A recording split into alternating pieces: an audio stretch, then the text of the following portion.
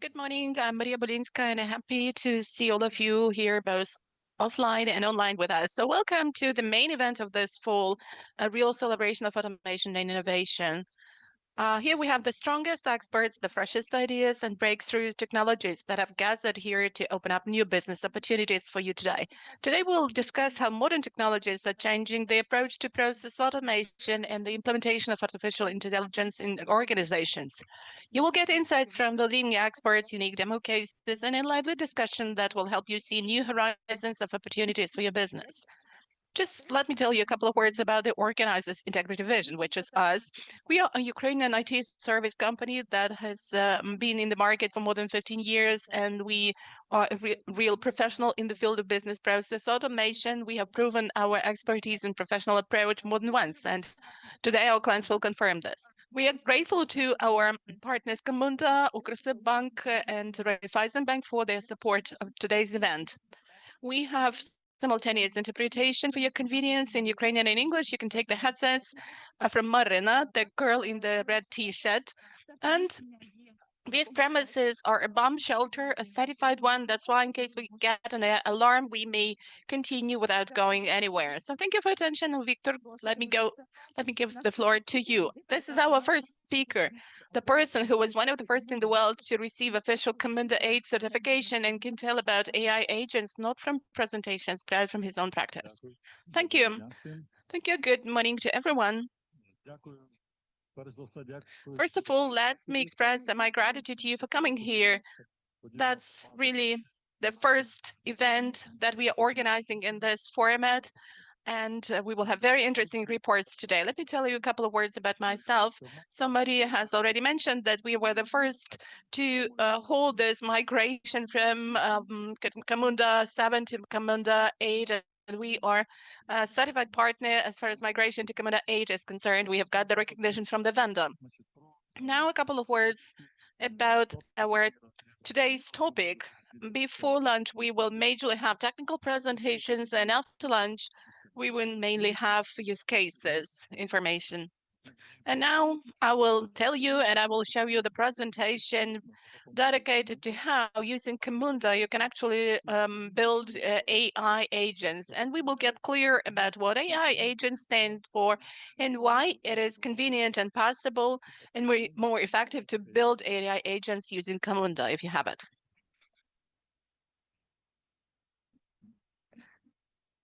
Something is happening to the clicker. Now it works. So this is the proximate agenda for our today's event. First, we will cover what AI agents are, what options for its construction are, why with Camunda, and what are the advantages of AI agents together with Camunda. So maybe you have heard about the AI trend. You know that this AI trend exists. And besides having this AI trend in place, we also have a trend to use AI agents, but maybe not all of you have heard about it.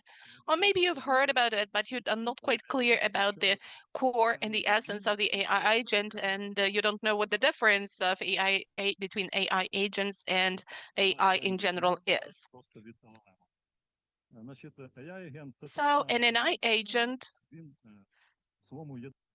in its core contains an M or an AI core, which is performing a certain function using certain logic. But besides having this core, the AI agent is always causing challenges and inquiries to the alien systems.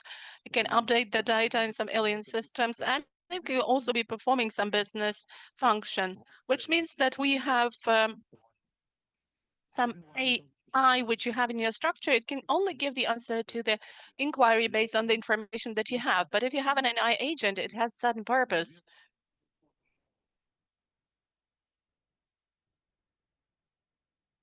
It has a certain scenario of work, some restrictions and some constraints regarding how it can secure attainment of the objective. And the AI agent works with data storage and some memory. And thanks to that, it can attain the goal which has been set for it.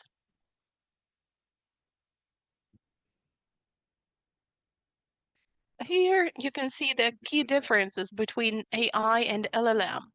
LLM is a kind of a brain of the system. It's a component that can be performing some thinking functions, which would be close to the logic of humans, but it can be operating only the data which it has.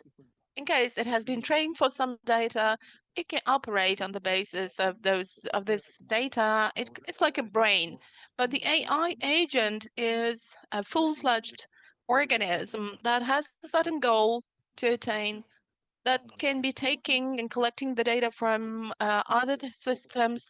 It can be processing the data, store the answers to the inquiries, and introduce some amendments to what it has. And on the basis of that, it can actually fulfill its designation. And the designation, well, there can be many different sorts of designations of the AI agent. Let's consider the main fields where AI agents can be used. And let us see in what fields, in what areas can be used. So first of all, I have to mention here one interesting case with the support of clients or employees of a company for them to be able to solve some of their information needs and problems. And an AI agent could be well trained based on the internal database, on the internal tariffs, internal rules of working with clients and customer care, rules of document processing. And if a person has a certain question and he doesn't know how to act in a specific situation, so instead of addressing the search base, the person can use the AI agent who will process the inquiry, will understand what the person wants to get, what kind of information, will be able to process the database. And it's important in this specific case that, unlike an ordinary AI or LLM, you don't need to do the training. You can find the inquiry to the database. You can take the data, compare the data, process the data, and give the answer. That's why if we are talking about some information support of clients or employees in the regime of the chat bot, or some support of applications like bank applications when the client needs some consultations regarding possible options and possible tariffs. And actually, the AI agent replaces the human, the operator, and it can cover the basic needs. And sometimes the AI agent may even work not with the basic needs, but some more specific needs. In case it doesn't have any specific information to pass a decision, within the AI agent flow, you can connect the live user who will analyze the needs, the inquiry, and will give the answer, saying that in this case, you need to do this. And this answer can be preserved for further action taking, which means that in case any similar questions come into this chat next time, the AI agent will not be asking a human operator to help. He will just provide the answer which it has already got in its database. Another case, another field of using an AI agent could be some regular actions that are related to analyzing some information from the open sources or available sources, like re-identification of a client or actualization of the data on the client on mortgage. Suppose you have a credit, a long-term credit, you have a mortgage, and you need to check what the profitability rate of the client is and what is going on with that mortgage. So a manager contacts the client provides the data, the receipts, and that is all checked manually. This can all be done using an AI agent. It can be sending an inquiry to the client, showing that he needs to provide a certain set of documents. Then it analyzes the documents, identifies the client, analyzes what these documents contain, and then a decision is passed regarding whether they are good documents for the performance of this task or not. And if there is any doubt, then the AI agent can connect you to the operator. So for the final decision, the agent may actually connect a human operator who will check the data, check whether everything is correct, and after that verification, it just finally approves the decision that it is okay or it's not okay. And there may be a lot of cases like this. This is analysis of court cases, property appraisal, appraisal of vehicles. Suppose you have a vehicle and an AI agent can go to the aggregator sites like Autoria, Autobazar, use certain parameters to analyze the data about the vehicle and say that, yes, your vehicle costs, let's say, $5,000. That's why a loan could be given to you or a certain service could be provided to you.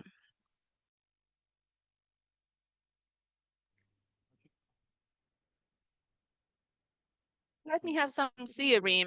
I hope that you have already grasped the main difference between an AI agent and ordinary AI, and what kind of AI agents do we already have in our market? I've been staying in the market with AI agents for a little bit more than a year, and there are some methods of using AI agents for industrial purposes, and those solutions or those methods are the ones that the main providers of AI have.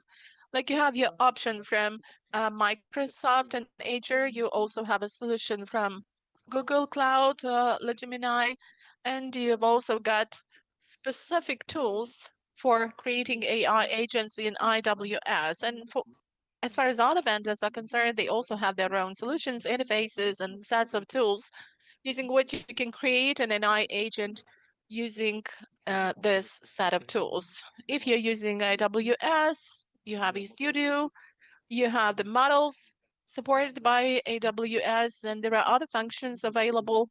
And using those functions, you can create a full-fledged flow.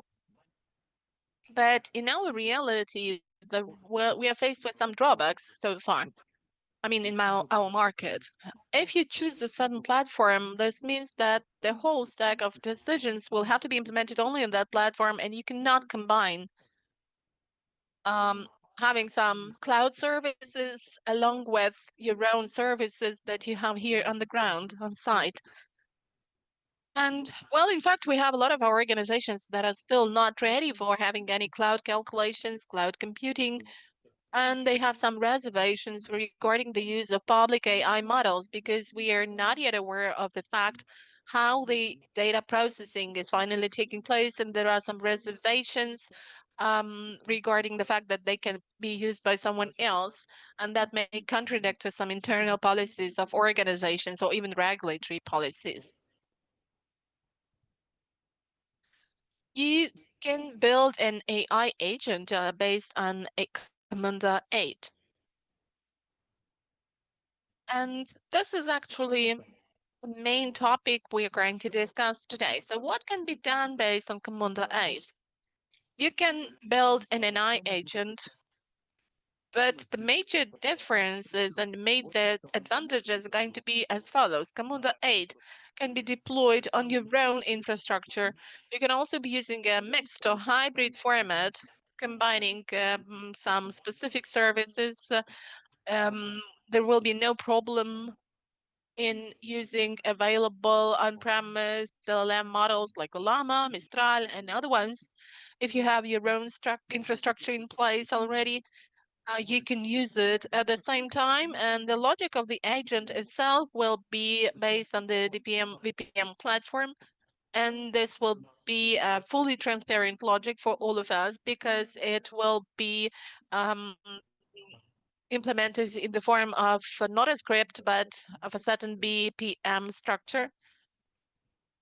You can also use some other possibilities regarding integration with your internal database storage facilities, because you have some internal storage facilities like client data, some internal regulations. You've got the data on the client balances and how often he is replenishing his accounts and so on and so forth.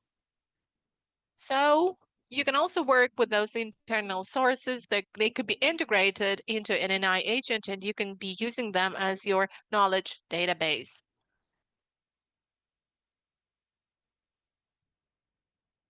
There is some problem with the sound from the room.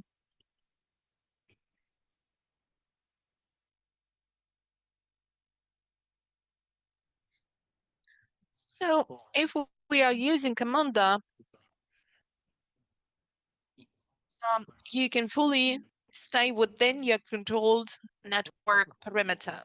It's also important that you can arrange a combination of several AIs and several LLMs. You can be using different vendors, and this can all be done within the implementation of one and the same AI agent. Why do we need it? Because you can do a complex analysis that requires some complicated cognitive calculations to be made by AI. You can actually do this computing using more expensive models and more complex models, but some other simple operations related to verification and validation of the inputs submitted, and also validation of the results of this more smarter AI. Well, this all can be done using simpler models, and these could be the models from other vendors. And thanks to the fact that we may have this combination, I think that this is one of the most important advantages of Camunda. And the logic is represented in the form of a scheme. Therefore, we can fully control the points of use of AI for decision making, and we have full control over the validation of the process of work of this AI, which means that we are fully controlling the framework for the AI. We do not allow the AI agent to work to the full. We are controlling the results it produces, and if it's necessary, we can even include some elements of manual control, the way it is permissible in some business process where the manual work is allowed, and the user can actually manually approve the results or reject the results. It all depends on the case. And also, since we have full control over this logic, the AI, we can also wisely control the AI use costs. I mean, if we're using a public service, there is a certain billing, and we include it in the process only in some points, and that's why we may control the situation. And we may determine when we use AI or when we stop using AI, because for a specific business case, it becomes already too expensive if we address it 10 or 20 times.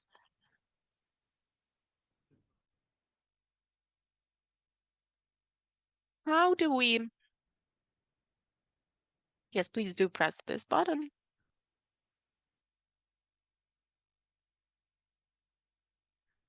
So how do we use Camunda in order to structure our AI agent? What do we need for that?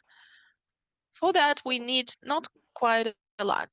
We need to be using the Camunda web modeler as a tool within which the AI agent will be built. It goes within a set together with Camunda, which means that you don't need to acquire this web modeler separately. And to ensure working with AI, you can be using also Camunda connectors, which are ready-made building blocks to be used to structure the process. As far as connectors are concerned, I will have another presentation today, and we will speak about them in detail.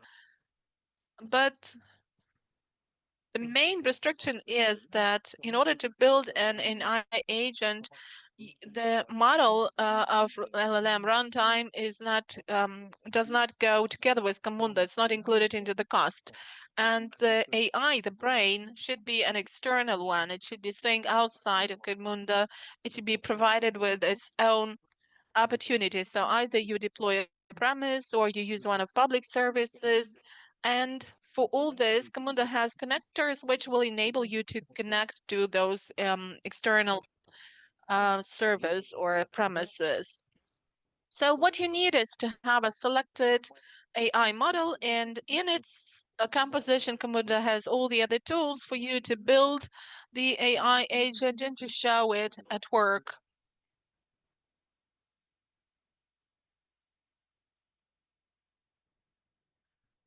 Here we have the slide giving you an example of how you could arrange the settings for an NI step. Suppose within our process we have a step that requires some work of the LLM model. There is a connector and there are some key settings, key parameters that predetermine what needs to be done, which means that within this step and within this integration, you can actually give the system context to the AI agent for it to understand that it is a bank manager, or it is a support service employee, or it is an analyst and does front detection. For the AI to know the context and the framework within which he should be working and doing analysis. We also set the accuracy of the results because LLM systems may actually give a variety of outcomes and they may give several of them. So you arrange the settings for this as well. And of course, you can choose the vendor. You have an inbuilt support for Gemini, OpenAI, AWS, and you can also do integration with on-premise LLM models. And definitely to process the results of the work, we also need to arrange the settings as far as processing of outcomes should be done and how the mistakes and the work within a certain step should be done. So for the work of the business process, it's something classical. You know the process. Let us sum it all up. What are the key advantages of creating an AI agent based on Camunda? This is autonomous nature of the AI agent thus built. It does not depend on the external vendor. It does not depend on the tariff plan set. It does not depend on whether there is any connection with it or not. It's fully at your disposal and you can fully control it. Definitely, transparency of its work is another advantage because BPM annotation is used to set the logic and you clearly do understand how it works and how the in what areas it is working, what it's not. Then flexibility, because using the BPM model, you can actually set the scenario regarding collection of data from the internal sources at some points, regarding the use of AI at some points, and you can also predetermine how results could be processed, how answers could be given to the customers, and whether you have interim control or not. This is all done through settings. And manageability is another advantage because you can fully control and manage it. Well, thank you for your attention. We had another demo case to show how the actualization of data could be done for loans, but unfortunately, for some technical reasons, we will not be able to show this case to you today. But suppose you have any questions, I will be happy to take them. And if we still have some time, well, you may ask questions.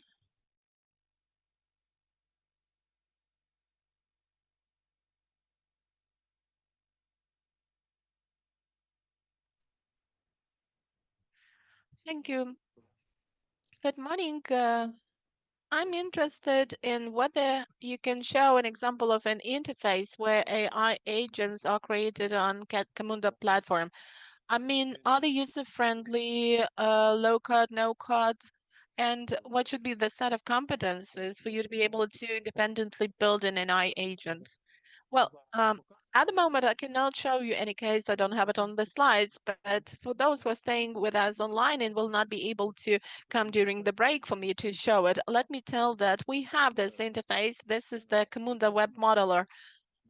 One, visually, it looks like a web application where the business process schemes are arranged. And if you have some experience of working with the desktop modeler, you know how to do it because the process is the same. But web modeler is designed for simultaneous work of several users, which means that several people can be using it at the same time. Regarding low code and no code, Camunda 8 and well, it has been in operation for more than 3 years, and low code features are available for prototyping and creation of processes. And even all the things related to the creation of an AI agent can be implemented with based on the low code process without engaging any professional developers. If you have a certain level of training, well, of course, it's not the beginner, novice. You need to have some training, you need to have some competence, but um, you have Camunda Academy where you can get this training. There are free of charge courses that you can take. You can even take an exam, pass an exam right there on the platform, and after that, you can already make your first attempts. Thank you, and let me follow up with this question asked by Alexander. So, a professional will create this AI agent, but from the point of the user, where do we have this interface part for the user? Where do we give this outcome in Camunda, or do we use a CRM model? Well, thank you for the question. As far as the interface is concerned, for the end user, that could be anything. And it's preferable to do it not in Camunda. It's clear that in Camunda you have this chance of creating the interface, but normally an NI agent performs a certain specific function, let's say risk assessment, multi-tier one, or assessment of a court case, and the end user can see it either in his interface or he gets a letter to a certain email address. He can make an inquiry, he can send it via email, and then, since in Camunda we do have specific opportunities for connecting to email addresses or even in the CRM system, there is the option to integrate it at Camunda. And then there will be initiation of this AI agent. It will be launched, it will see the inquiry, then it works following its own scenario. And it's also possible to combine a lot of things because the end user developing an inquiry may work in one interface. And if within our process and the logic of the AI agent work, we have those interim control stages, it's necessary for a human operator to manually verify the data, then this can be done in a different interface. Let's say the client works using a web application, the support chat, and the manager who's performing moderation of the results is working using his internal web portal, client support portal. So it's all transparent. And he's staying in his interface, and the client is staying in his channel of communication. Well, thank you.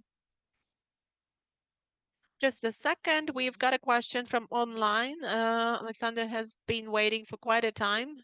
Good morning, dear colleagues. Alexander Dubovist from Globus Company Bank.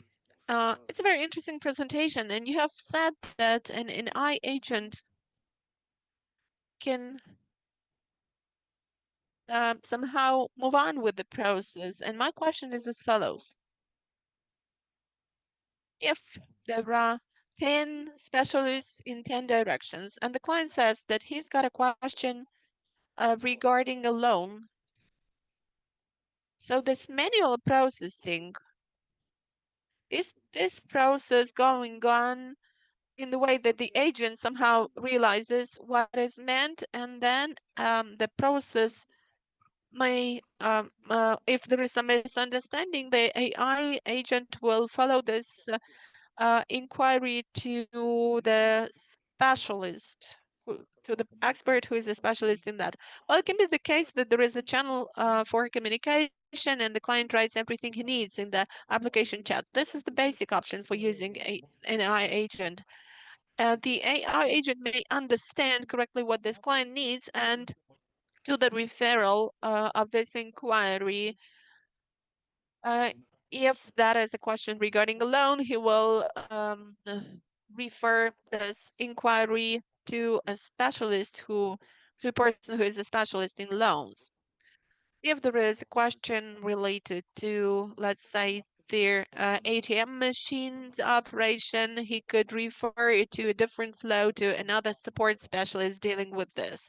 So this is the basic scenario, and this is the simplest one. In fact, you can do even more with that. But this case is fully covered, so thank you for your question. Please raise your hands, suppose you have any questions. Morning. When we deal with the implementation of the BPMN annotation, what does the integration with the AI looks like? Is it a service task or is it an additional sub-process? So what is the architecture behind that? Thank you for the question. So to get integrated with the AI agent, from the point of a scheme, it's a separate service task. But from the point of view of the technical implementation, you have a service task, you have a separate component within Camunda, which is a ready-made one. And following those settings, let me try to find it on my slides.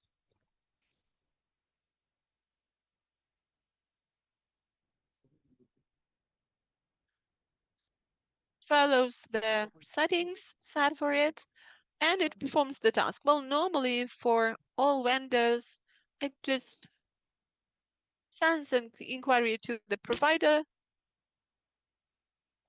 Again, sorry, something is wrong with the sound from the room.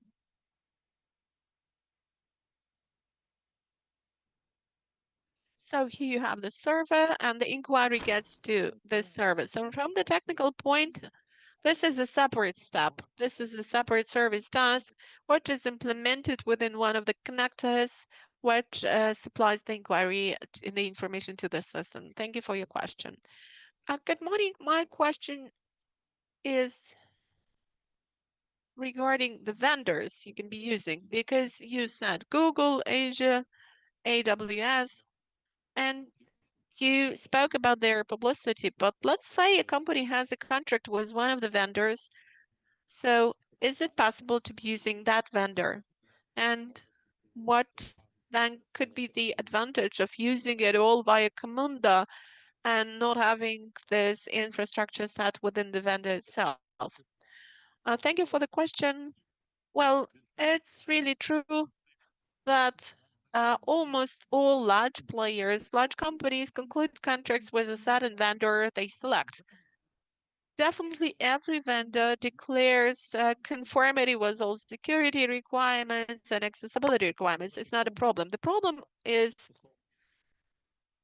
only about the fact that there are different vendors, and within each vendor we have different tools, different studios for agent building. And without changing a stack, without using any alien utilities, they all have their own means for creating agents. But the disadvantage here is that if you are using only Azure AI bot service, you have to use only OpenAI, and the whole flow is only in Azure. And if you need to also employ some of your internal databases, there may be some problems with that because the Azure services, according to your contract, are located in Belgium, but your data is here. And well, let's say according to some recommendations of the state connection service of the state broadcast service, you cannot not give the data outside of Ukraine. That could be the regulatory requirement. So in this case, it's not possible. You do the previous and preliminary analysis, and you know that this case cannot be automated. But if you use Camunda, and if Camunda is within your infrastructure, that becomes possible because your database internal one is used following your internal LLM model. But in other cases, sometimes there could be some regulatory constraints and you will not be able to use, which means that this advantage is only for cases when you have in on-premise deployment. Premise and data processing, on-premise deployment and data processing. If there is no problem with that, then you can. For example, you got a public company and you provide the services. I just forgot the certain name of the service. So for example, you are the sale performant, you don't have any limitations, you can host anywhere, and you can have your data whatever you want. So if you are limited by the regulations, it means that you have to give it a second thought. Thank you. Understood. Thank you for the question. Good morning. I have a question. So, do I understand correctly? So, the specialized functionality in Camunda 8, in comparison to the Camunda 7 for the AI, there are no. So, we do not speak about. So, yeah. I didn't understand the question about Camunda 7 and Camunda 8. What do you compare? Is there any difference, as you said, about the LLM in Camunda 7 and Camunda 8? Is there anything specialized in Camunda 8 to process AI or building the agents in a better way? So, or another, or the practical question. So, what is difficult? The rack system, is it possible to build it there? So with regard to the differences, Camunda 7 doesn't have the ready-made components that would allow integration with AI, but they are present in Camunda 8. So there are the components which are ready to work with the LLM models. So in Camunda 7, you can organize it, but it does not come out in box. So with the question, can we do the retrieval augmented generation? I would say that yes, we can do it. Yes, we can include vector knowledge bases. You can fill them up with the content you are interested in, and then use that for the LLM to work to get ready with the solutions. Thank you. Any questions, colleagues? Victor, thank you very much. You really made a very great impression. Yes, let's give this round of applause to Victor.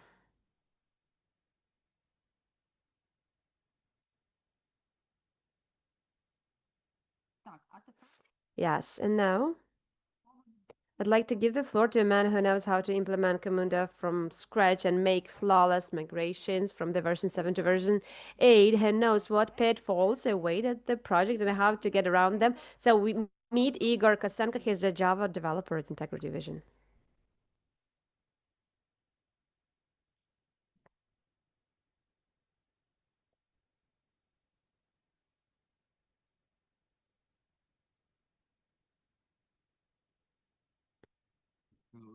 Hello, everyone. I would like to introduce myself. I'm a Java developer in Integrity Vision. So I've been working there for around 5 years.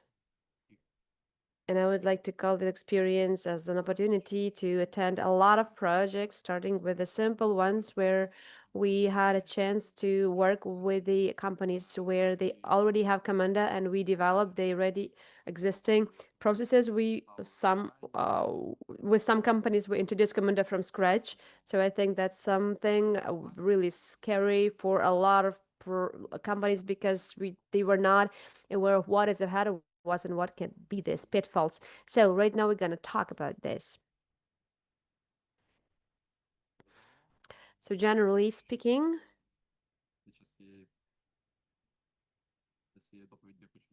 so today I would like to tell you about the key deployments methods and the platform version upgrade. It's very important because we are responsible for the platform we deploy it on other servers. So we're also going to talk about working with the processes, how to test this, model them, and then monitor that. Also, monitoring and logging of the components. It's very important from the IT point of view. It's very important component so that the system would be resilient and dependent. Data export and data storage, which are generated by Camunda, and a custom front end to represent the tasks for the clients of the companies and also for the employees of the company. Yeah, let's talk about the So basically, we are working with the two ways. SaaS approach, I think it's not a pro group. It's the approach when the vendor is dealing with the development, with the support of the platform. So the client is not interested in anything. They can be focusing on the modeling and etc. And I think, of course, there are a lot of cons. A quick start is a deployment and support from Camunda. And again, to make it possible for the platform to work and to be upgraded on time. On the other hand, we have self-managed approach. So it means when we deploy the platform on our servers, we are on top of the perimeter and we control of how many resources or other components we need. So here we have full control and customization local data. It's important again to have all the data stored on our databases. They are encoded and we are not afraid that that's gonna be leaked out. Cost optimization by means that we define the resources with regard to the components as needed, and also data expert. So this is what is missing at SaaS, and this is the point of contrast.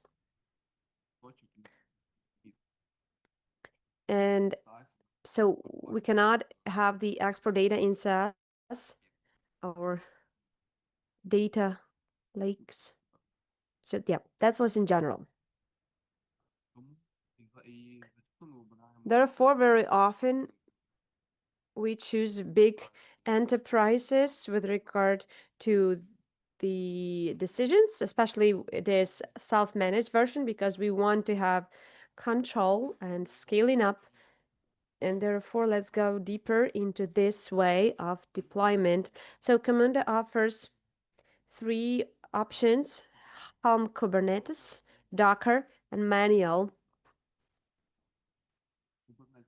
So Kubernetes is recommended by Camunda for productions. So various KNS distributions,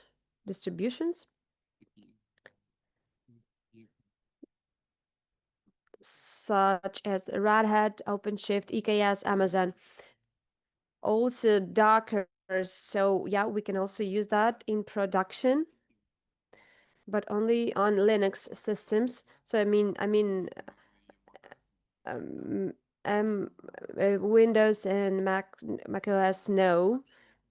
Also, there is the Docker Compose files, but they're not optimized for production use, and they exist only for the local deployment in manual way. So it's important to understand that all the Camunda components, these are Java applications which can be run on the servers, servers on GVM, but still they also can be used in production. There is the great deal of customization, but I would like to say that Camunda says that that's the just the last option if the first two failed us. All right, so here you can see the components that Camunda consists of. All of them are vital, and let's get to the most topical ones. That's the ZB cluster, ZB engine, the engine of Camunda, allowing to alive our processes so that they're not just the schemas on papers, no, so that there is an orchestration of them. So just to make it as easier to orchestrate processes between different services and again to perform business logics.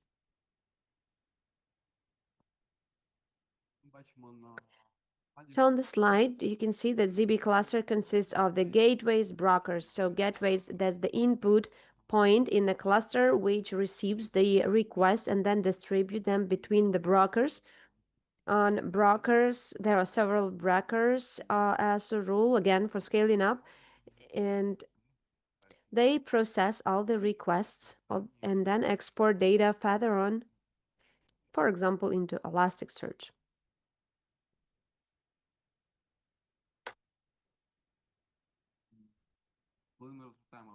So when we regarding self-management, of course, it means that you have to be on top of the resources allocated for the cluster. So we need to understand what is the cluster size. We have to have it in mind, and also we need to understand what does it depend on. It all depends on the bandwidth, peak load, delay, payload size, process variables, and also disk space size as well. Let's go deeper into each of these points. So we had the bandwidth. It means that as a rule, that's this number comes from the businesses coming out of the analysis of the processes. So for example, here it is indicated that we have the process instances per year, 5 million, for example. So it means during one working day, yes, it will be about like 20,000. This average on average for the working days. It's quite easy mathematics. So we have 20,000 processes that we have to process with our processor. What is even more important here is that it's not just about the number of processes, but it's about the number of tasks, what we do over one day, for example. Because there is the great deal of difference if, for example, process one consists of one task, for example, or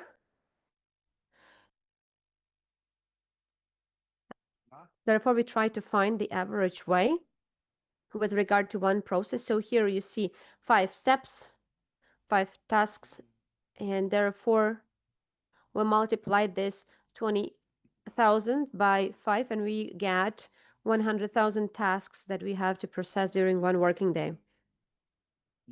Sometimes,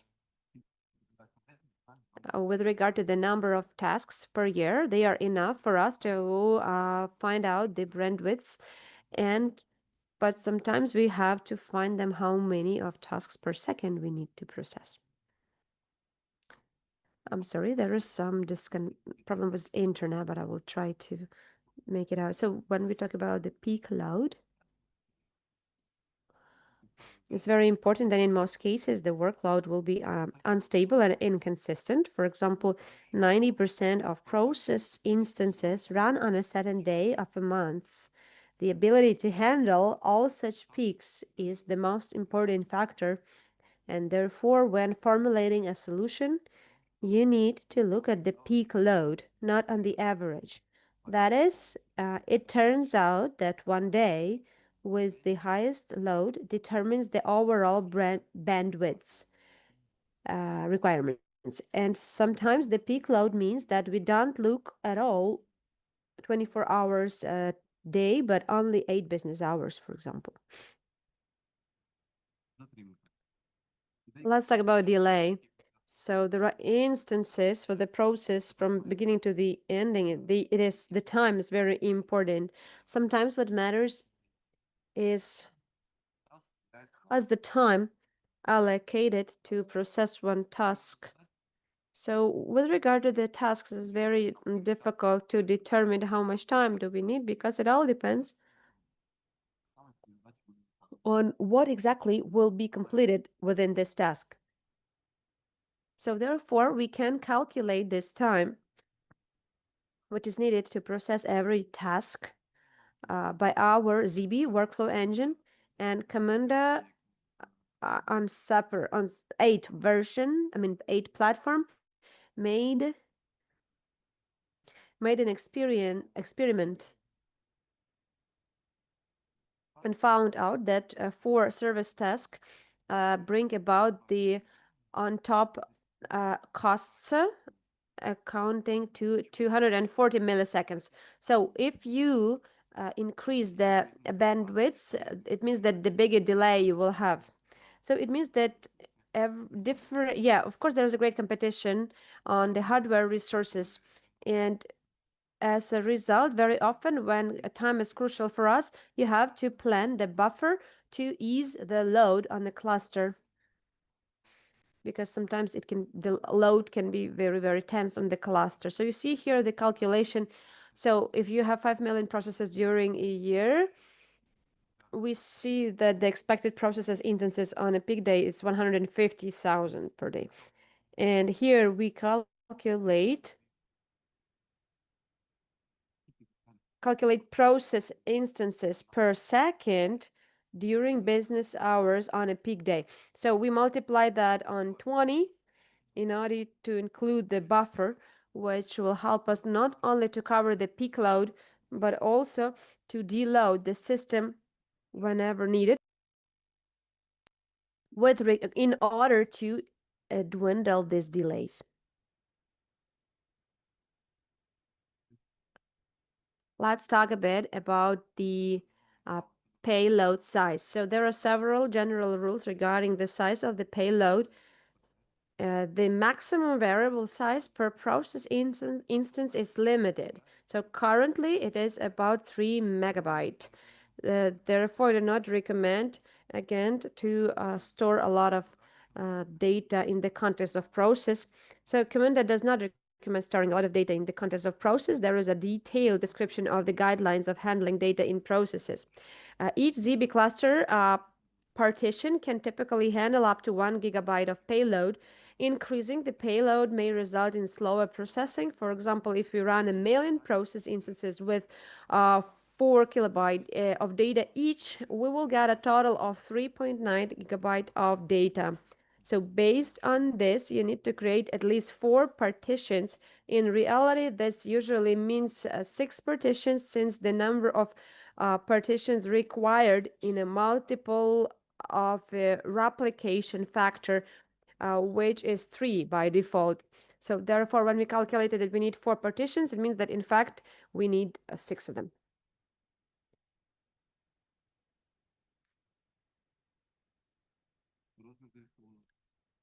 Let's talk about the size of the disk space. So the ZB engine will store data for each process instance, especially in order to maintain the current state. This is unavoidable. If there are user tasks, the data is also sent to task list and stored there until the tasks are completed.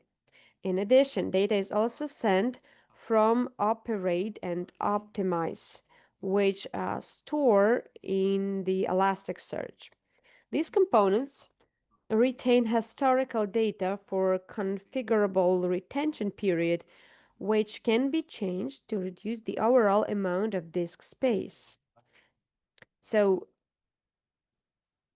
typically, Camunda deletes data in operate over 30, 90 days, in an optimize after 6 and 18 months, to allow for more analysis. And assuming a typical payload of 15 process variable, I mean string numbers and Boolean variables, the approximate disk space requirements are as follows. So these in the bottom of the slide. So these are not absolute numbers, but they can give you an idea of what to expect. So it's very important to understand to calculate this disk space. So we have the table here. We have the components here over day, right? We have instances, 20,000. So you have just the formula, you just have to multiply the necessary, and find out this sum of the total disk space. So here we have 113 gigabytes of data. So here we have the recommended minimum requirements for the cluster. So if you do not know where to start with, and we do not have this data where we could do the numbers preliminary. So here we have the recommended minimum requirements for the cluster. Partitioning. So here all the data are organized in different sections. I call them partitions. So this chapters, this is the constant process of the events. Here we have brokers, as you see it on the picture. So it means here you can think about them. If some of them worked with the Kafka, it means that the mechanisms of the partitioning is pretty the same. So we have here the leader chapter and the folder. It is important for the resilience. On this slide, you can see the key factors as for what has to be taken into account: the number of brokers, the number of partitions, the replication factors. It means how many partitions will be replicated so that it could lead to the substitution of the leader. And also we have some recommendations on partitioning from Camunda. So the load and cluster settings, I would like to say that for testing and for early development, you should start with a single partition, and ZB is well optimized for efficient processing. So even a one single partition can process a large number of data. But for example, also the overall brokerage is monophonic. It can be used only, you can increase the overall bandwidth. So the decision should be data driven, of course. You need to model the expected load, measure it, and compare the performance of different configurations.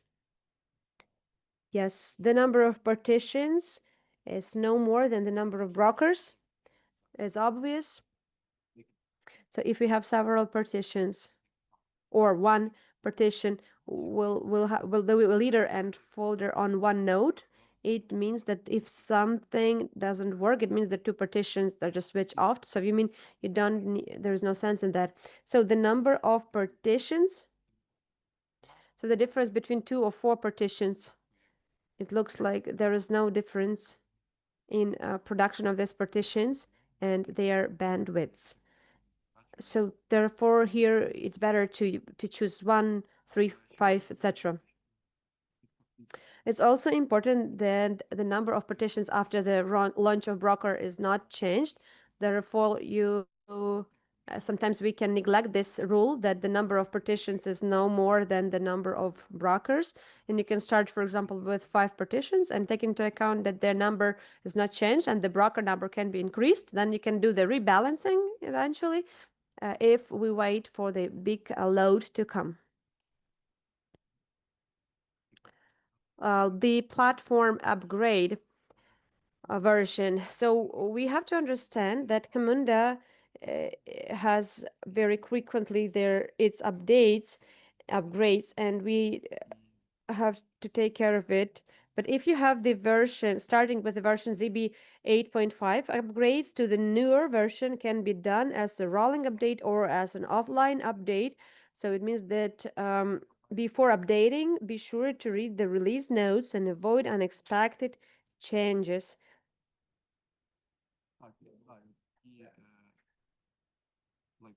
It's a kind of life hack for you.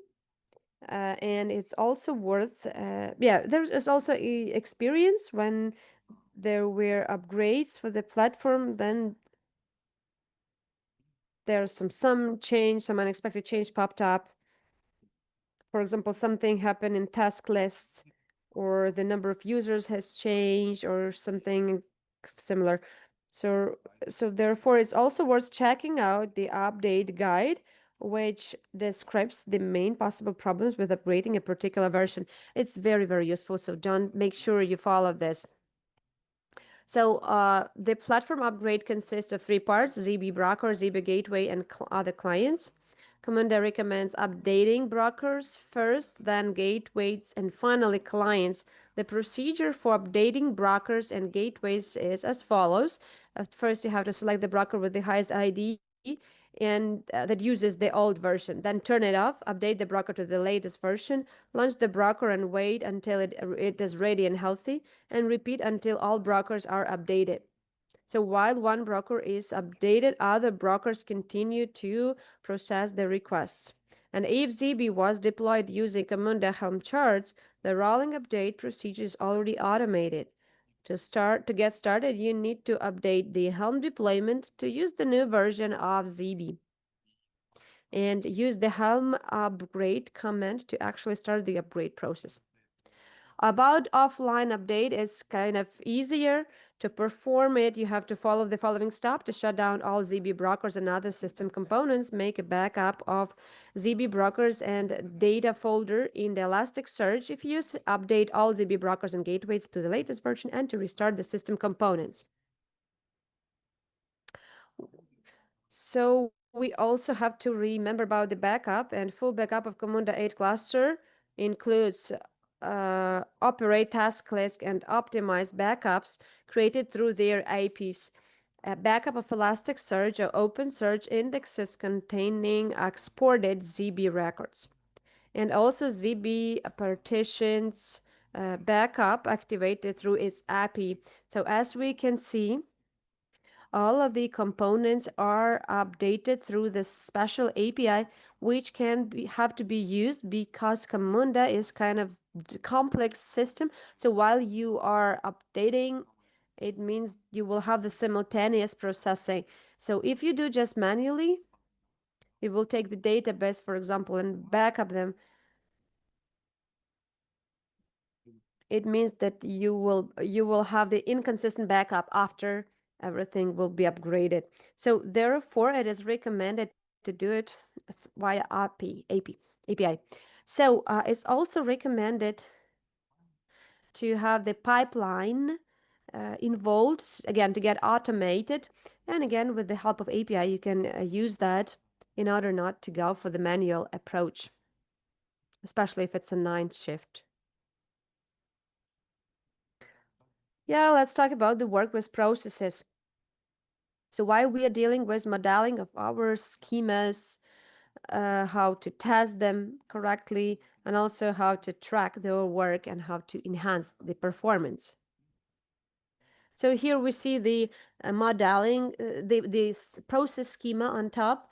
To model processes, so we use the BPMM 2.0 standard. It is used widely to model processes. It is a widely known and used notations for process representation that is understood by various teams, both IT and business.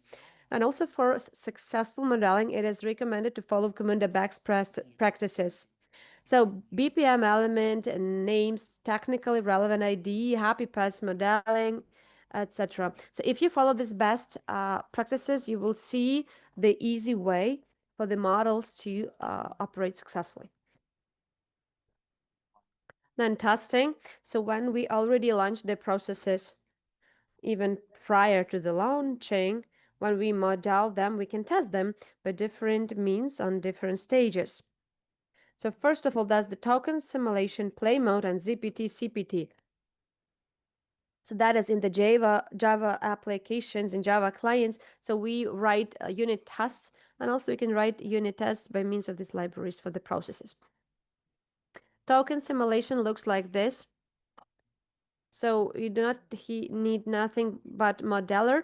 Whenever you have the process, you launch the simulation of it, and then we see how it follows during all these branches of the process. You don't need to deploy the process. You don't need to get into the cluster. No.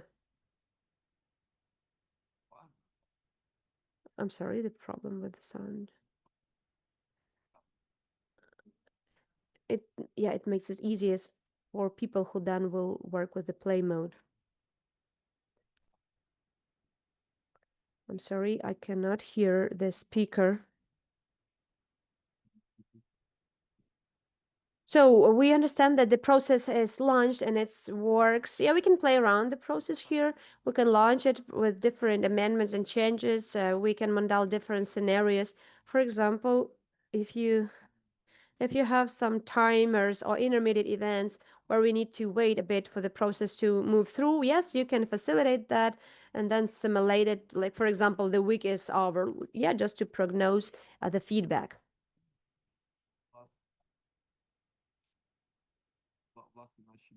And then with regard to our libraries, which are used in the Java code, Не чутно спікера, щось з мікрофоном.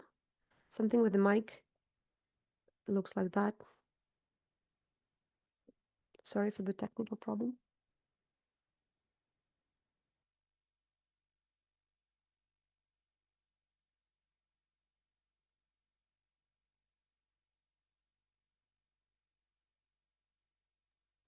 Sound check.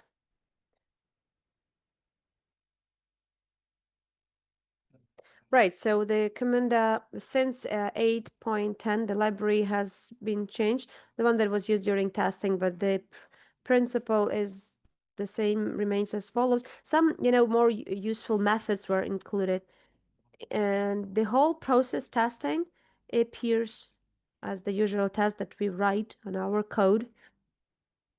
They are pretty easy to run. And tracking. Process tracking. So when we have done with the modeling and testing, we need to see how they operate and also how to optimize that. Again, for the business, we need to understand where are the bottlenecks, how to analyze the process, etc. This is the example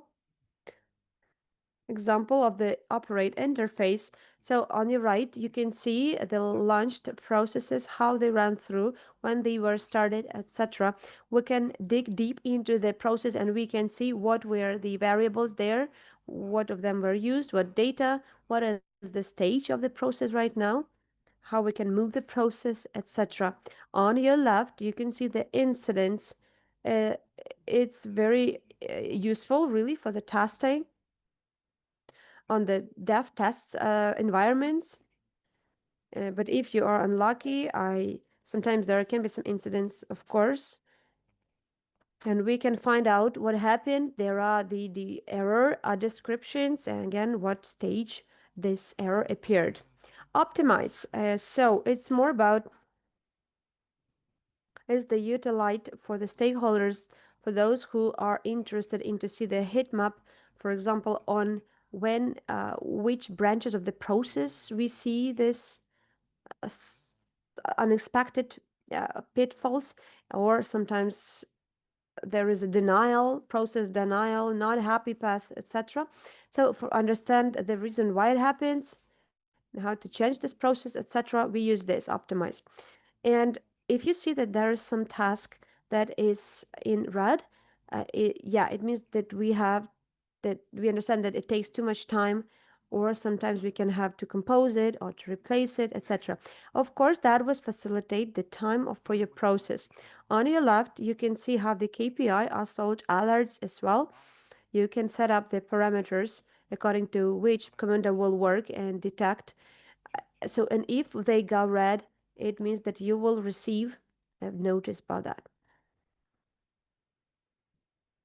With regard to the monitoring of the Camunda components, at the beginning of the presentations, we saw that Camunda has a lot of components. And from the IT point of view, it is important, again, to track them. For monitoring of its components, Camunda use the micrometer library as the front end for exporting metrics to compatible implementations such as Prometheus, Open, Telemetry, Datalog, and Dynatrace. So polling and pushing, these are the interaction poll systems. And also you can access the metrics using the implementation of your choice. Metrics data are stored only in Camunda's memory, and therefore right now you can see a ready-made dashboard which is available for customs, and you just need to import it into the Grafana. Data export, as it was already mentioned, Camunda erases its memory when the processes are completed. Therefore, to maintain the full state or to react on the stages of the process completion, I think that you would like to export the data events on regarding this process, and therefore ZB when ZB process tasks and workflows or performs integral maintenance, it creates an organized stream of records, and ZB can download and configure so-called exporters to the process each record, and exporters can be used for various purposes. As I mentioned at the beginning, uh, um, storing historical data by transferring to the external data house, and also export records to the visualization tools. You can use the we continue also with the data exports, so you can also use the ready-made exporters from the community. For example, Hazel, Kafka, Redis, MongoDB. You can also implement your own exporter by implementing the exporter interface from the ZB Exporter API library. So you see the schema on the screen when our clients work with the clusters and the cluster during the work while processing each task, each event, which is coming up. It is exported into Elasticsearch or OpenSearch regarding on which implementation you chose. So also we can want to understand how it works in the backend mode, but also how the clients will be able to see what is going on with the process, which tasks have to be done during the process. So therefore, we have three variants how to realize this front end. Camunda task list from the box, custom task list application. That is what we would like to develop with by means of our front end developer, and also third-party task list. It means when you already have some front end or CRM system and you would like again to reuse that only to create tasks and to be controlled by Camunda. Let's go into details. So this is the task list for Camunda. So we see the number, the task list. We have filters there. We also have the card. With this, you can have form, which can be modeled here. Also, here are the details where, for example, we assigned the task, we completed the task, it is ongoing, etc. So also there are some data on the task, for example, when it expires, when it is completed, so some deadline about it, especially also information when it was created, etc. Right, so while talking about the interface from scratch or to follow up with the ready one, you also have to cover the life cycle of the user tasker and the one which was developed by Camunda by doing its a task list, especially with regard to the working with the user tasks. So the first one, that's the work state. It's when we have the when we have the task in progress, then it is completed or it is halted.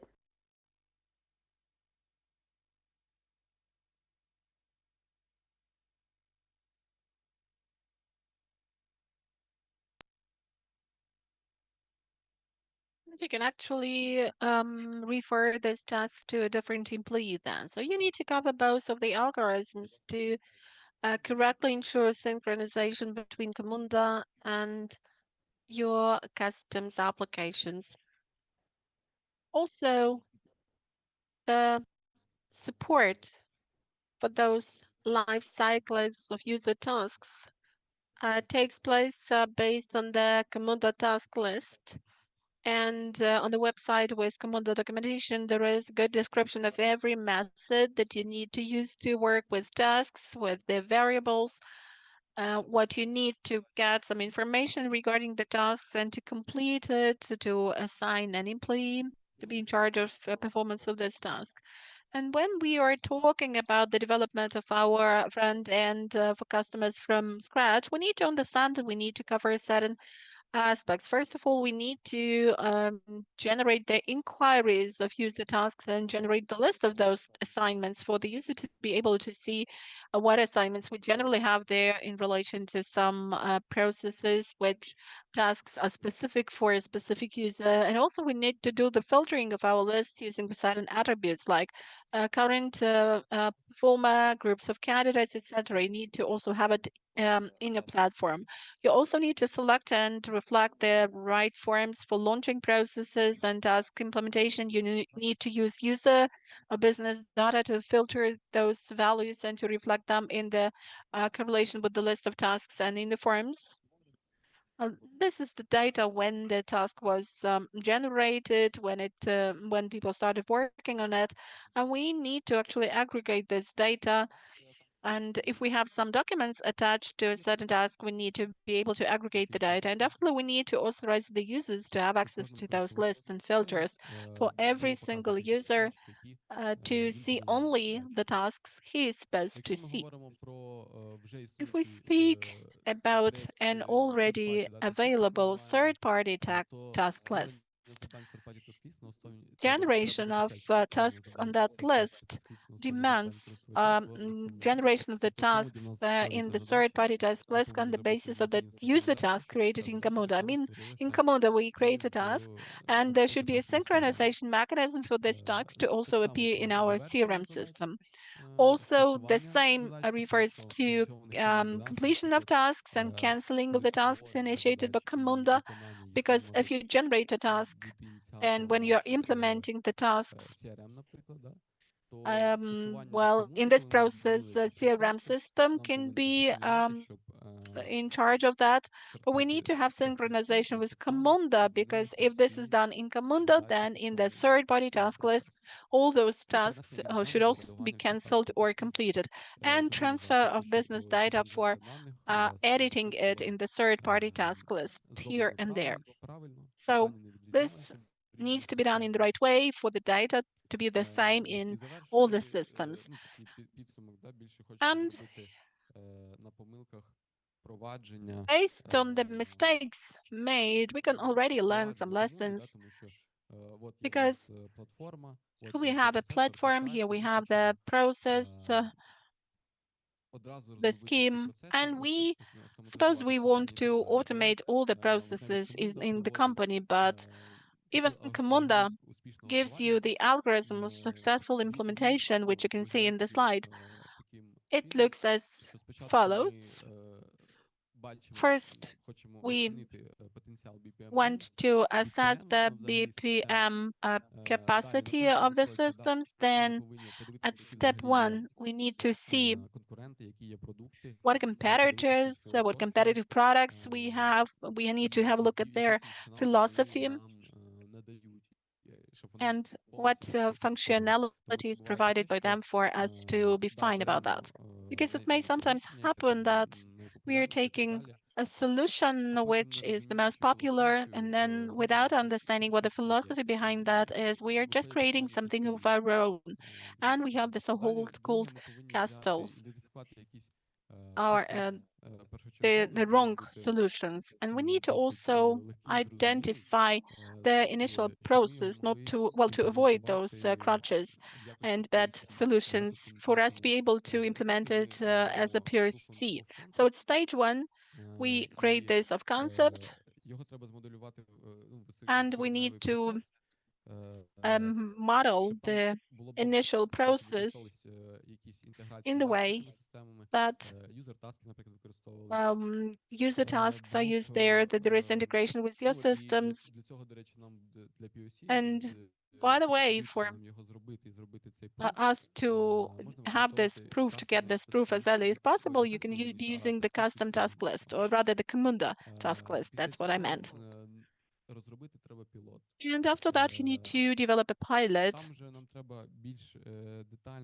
Here, it will be necessary for you to model the process in a better way, but following the same principles and standards as it was done for POC. It should be a clear and transparent process, because it's going to be the most noticeable part of the project. It's going to be a reference model for further scaled up projects.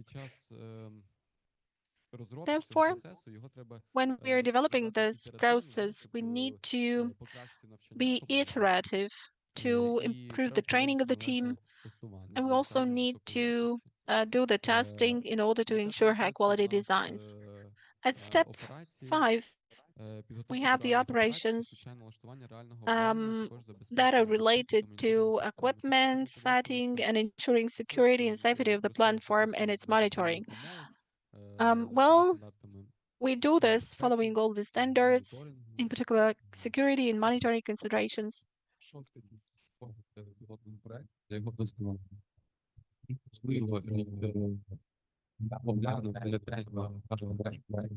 And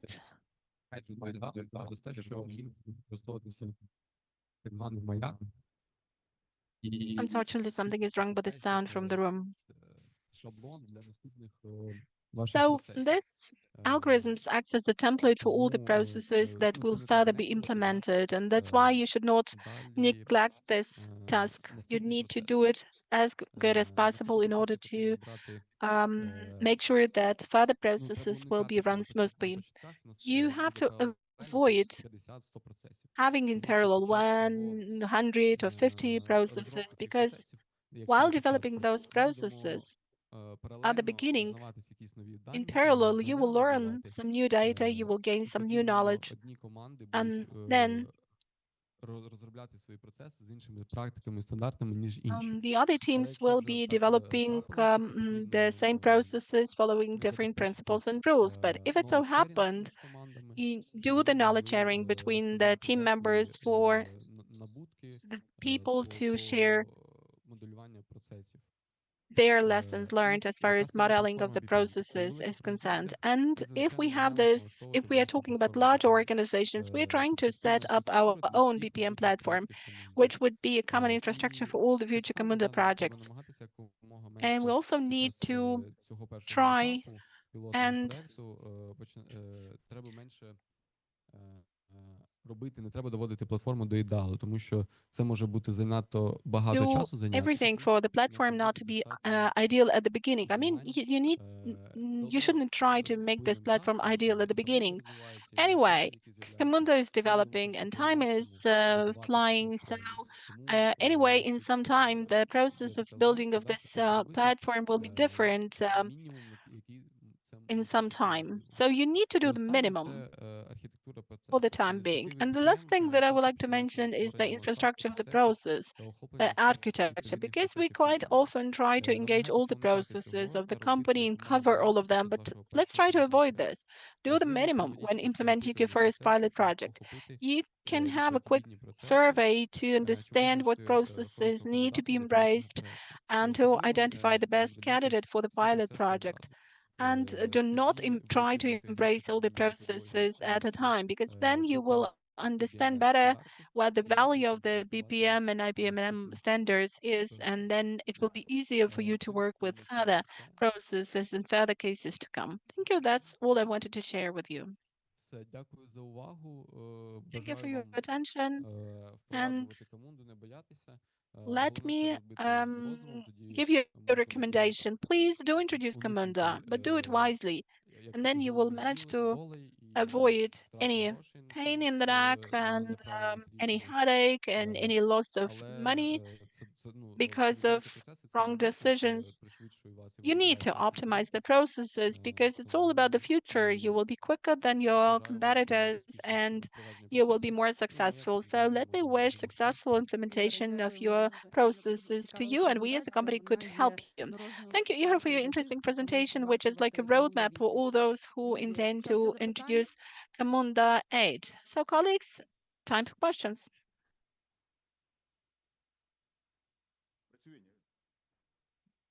Hope it works and you can hear me. So thank you for the presentation, a useful presentation. My question is as follows. In your scheme, you had open telemetry. So how fully is Camunda 8 supporting it? I mean, automatic correlation signals. Well, Camunda in its applications has inbuilt options, inbuilt functions, and everything that is given to us by Spring Actuator and the metrics it enables to export. So actually all those metrics can be also used by us when we use Camunda 8. Well, metrics is clear, yes, you showed the micrometry. support, but I'm more interested in Tracy because we had a problem with this. We wanted to see the scope of works, Tracy, log, and metrics, and the transition and automatic correlation between them. So, is there any option like this? Is there any possibility for automatic instrumenting? Did you deal with it? No, unfortunately, I have never seen it. So I'm not the best person to advise on this. Thank you. Дякую за презентацію. Таке коротке Thank you for the питання. presentation. Just a quick question. You have two options, SaaS and on-premise. So from your point of view, if we launch Camunda in the organization, so how many people we need for both? Well, for SaaS, we, as I can tell it from my experience, we used it for some demo projects for POC. Зареєструвати аккаунт на Камунді. It's like to register an account on Camunda to pay the minimum fees, the trial period, let's say, and then all the other processes could be launched. So it was enough to have one person for that, let's say an analyst. But if we talk about self-managed tools and on-premise, so it depends on how well it could be customized, and the number of people involved will depend on that. In our projects, this may be from 1-2 experts to 3 experts. It depends on how many alignments we need to build, what the load is going to be, but the number of experts may absolutely be different. And, the developers may also help you sometimes because you need to set up the exporters. There may be a problem with that, and you will need the help of developers. And also you need to connect your workers, Java applications, Go applications, and the networking should be set up. So it's difficult to say. It all depends on the number of factors and on how customized the version is.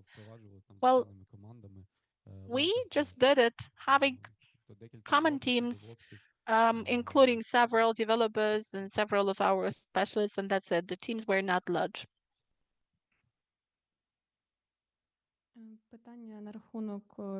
Question is regarding the budgets for licenses, because Camunda 7 was free of charge for production. So what should we be ready for when we are migrating to Camunda 8? Well, unfortunately, as for now, Camunda has closed information on the website. We cannot enter and see the clear data about the cost of every license. There are different cluster sizes, and depending of the number of those synth processes that we're going to launch a month, a year, it will all depend on that. That's why you need to communicate on this with Camunda on a tailored basis, and the pricing will also be individual. But is there any procedure just for us to know what we should be ready for, like with some average statistical data? Well, I would not resort to lies. Maybe our specialists who are dealing with sales could later give an answer to your question when there is a data, the knowledge sharing session. Thank you, colleagues. So soon we will have a break, and during the break you can actually communicate with our technical experts and with sales experts. So you may ask this question. There is still time for one question. Okay, no questions. So Ihor, thank you. Thanks a lot. A very useful presentation, a very interesting one. And Victor, we liked your presentation so much that we have decided to listen to you again. So, Victor, welcome. Victor Ivanchenko, the floor is yours. Thank you. In fact, it was according to the plan, but Let us try to breathe out after things we have heard, and let's try to recall what our goal of the meeting is. It's to improve KPIs, to identify and improve KPIs, definitely. And it's obvious that these processes are introduced for the sake of identification of our KPIs, because if there is any interaction via email, messengers, and any other platforms, you can identify KPIs, but it's very difficult to trace them. That's why we introduce systems and processes, BPM processes, for us to find it easier to do the tracking and to trace the continuity of a certain process and to make conclusions based on that. The previous presentation about an AI agent can improve a KPI agent, which consists in exclusion of the manual factor. In this way, you can get a better result if you exclude this manual factor and manual work. But I will speak about more down-to-earth processes. It's good if the processes are there, but somebody needs to elaborate them. And in the process of elaboration of those processes, we are also faced with some expectations coming from the customer regarding when the process will be ready, why it is being generated for so long. Could you do it quicker or not? So I will speak on how we could improve this time to market for new things coming as a result of using such option as Camunda connectors. We have a certain specific tool using which we can really make this development quicker, and you can also do the verification of the processes quicker. So let's speak on this tool. Where do I click to change the slides? Добре, значить, ну, як у нас в цілому класична розробка виглядає, да? Тобто, нам треба спершу оцінити вимоги. We need to assess the requirements, then we need to arrange the design for our solution, we need to implement it, and we need to test it. That is the classical scheme for the development of a new functionality. Well, with some of us, it's a quick and well-established process, but if we're talking about a new project, a new solution, or a new solution in the already available project or platform, then this normally takes quite a lot of time. Це і правда, може зайняти довго часу. Особливо дизайн фаза. In particular, if we're talking about the design phase and identification of the requirements. Unfortunately, Camunda connectors will not be very much helpful in identifying the requirements, because the requirements should be set just in one way. I don't see the ways to improve here, and this is not a topic of my presentation. But as far as the design and implementation phases are concerned, we can really improve the process, because Camunda connectors are ready-made building blocks. We do have the architecture in this scenario for their use. We know what their opportunities provided by them are and how we can be using them, which means that this technical design stage is getting easier. You don't need to reinvent things or invent things from scratch. There is an approach, and you just need to understand whether it fits well or not. If it fits well, you have specific blueprints, like the phases of the technical and architectural design, and this process becomes quicker and less costly. And as a result of that, you can reduce the timeline for this design phase. For the implementation phase, it gets shorter because we have those ready-made building blocks. You can be reusing them all the time. You can also adjust them, tailor them to your needs, or readjust them following the specific templates of connectors, and I will speak on that more later. And we have a set of functionalities supplied by the vendor. Well, you can also arrange some final functionality on your own if you test it and if it really works well. And then it can be used in different business scenarios. В принципі, за рахунок що можна досягти In за fact, рахунок цього? Це у нас, звичайно, what can be achieved as a result of that? What are the benefits? One of the benefits is that we can be fully reusing the already designed functionality. We can also ensure standardization of the approaches to the development of processes. And because we are using connectors, we can also standardize the development process. Maybe somebody has already worked with them, and you can tell that it's not quite convenient. But if the standard is there, normally the whole process is reduced in terms of time. In particular, we are talking about onboarding processes, about a novice, a beginner. It's much easier for a person to enter a design flow where the standards are set. Well, it's much easier and much quicker. But if there are some flaws, and you can see those flaws and drawbacks, you know that you can write it better, then you can of course improve. So the use of such standards helps you to do the scaling using connectors. Using one and the same platform, you can actually engage several teams, and as a result of the reuse of the same components, you can actually ensure higher breakthrough capacity, flow capacity for the new functionality. I mean that there could be 3 or 4 teams working in parallel. They can be using the same functionality, and therefore the same platform will yield 4 times better results than if just one team were working with that platform. Of course, there are more resources, but they're engaged, but the flow capacity is also better. So sometimes this is exactly the scenario you need. And of course, as a result of that, you can also shorten the implementation stage because you have several instruments involved.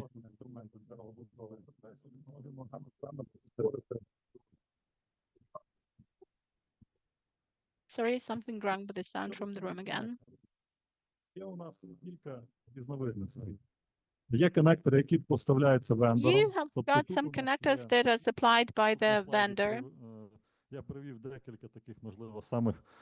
And here in the slide, you can see some most well-known for all of you, but in fact, there are much more of them. And it's important that we have some connectors at flow levels which implement a certain technical protocol, let's say the protocol of working with databases.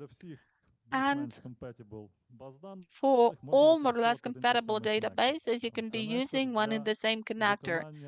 This is the connector, let's say, for dealing with HTTP inquiries. And everywhere we have the HTTP interface, you can be using and reusing this very connector. Well, suppose out of the things mentioned in this slide, PT connectors, eTeam that are related to Gemini, Teams, Slack are using HTTP. So they are reusing the ready-made functionality as a result of changing the configuration of their use. And this could be tailored to your needs. What is important in regards to those connectors? They are well accessible. They are free of charge. You don't need to pay separately for them.